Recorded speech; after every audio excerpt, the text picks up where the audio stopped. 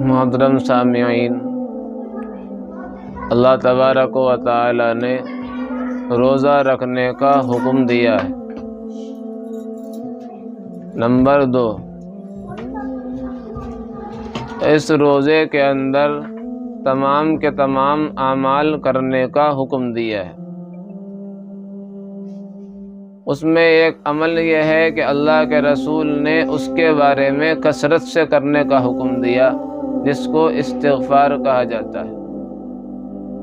اللہ تبارک و تعالی نے سورہ نوح کے اندر ارشاد فرمایا فَقُلْتُ اسْتَغْفِرُوا رَبَّكُمْ إِنَّهُ كَانَ غَفَّارًا، کہ تم اپنے رب کے سامنے استغفار کیا کرو۔ ایک عمل ہے استغفار کے معنی اللہ کے سامنے معافی مانگنے کے ہیں، لیکن یہ اس کا ایک حصہ ہے۔ دوسرا حصہ استغفار کا اللہ کے سامنے جو اعمال کیے گئے ہیں ان اعمال کے اندر محبت، اخلاص جیسی کچھ کمیاں جو رہ جاتی ہیں ان کمیوں کو پورا کرنے کے لیے اللہ نے استغفار دیا۔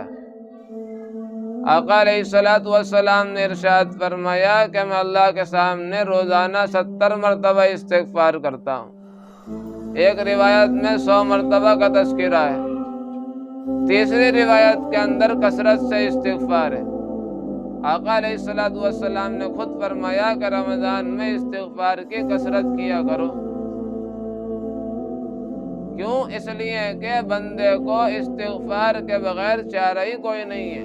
جب تک وہ بندہ استغفار نہیں کرے گا، اللہ کے سامنے اپنے آپ کو ڈالے گا نہیں، معافی نہیں مانگے گا، اس کے لیے مغفرت کا کوئی مسئلہ حل ہونے والا نہیں ہے۔ یہ بات اچھی طرح ذہن میں رہنی چاہیے کہ آئندہ 2 دنوں میں رمضان المبارک کا دوسرا عشرہ جو مغفرت کا کہلاتا ہے شروع ہونے جا رہا ہے، اس لیے ہر ایک اپنے آپ کو اس کام کے لیے تیار کرے کہ کثرت سے استغفار کرے، اللہ کے سامنے سوری کرے۔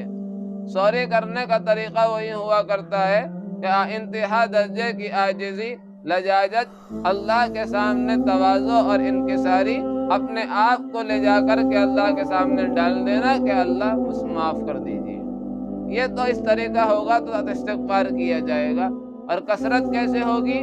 ہر وقت، صبح، شام، دوپہر، دن، رات، جس حالت میں بندہ زندگی گزار رہا ہے اس میں استغفار کیا جائے۔ یہ استغفار کی کثرت کہلائے گی۔ اللہ عمل کی توفیق نصیب فرمائے۔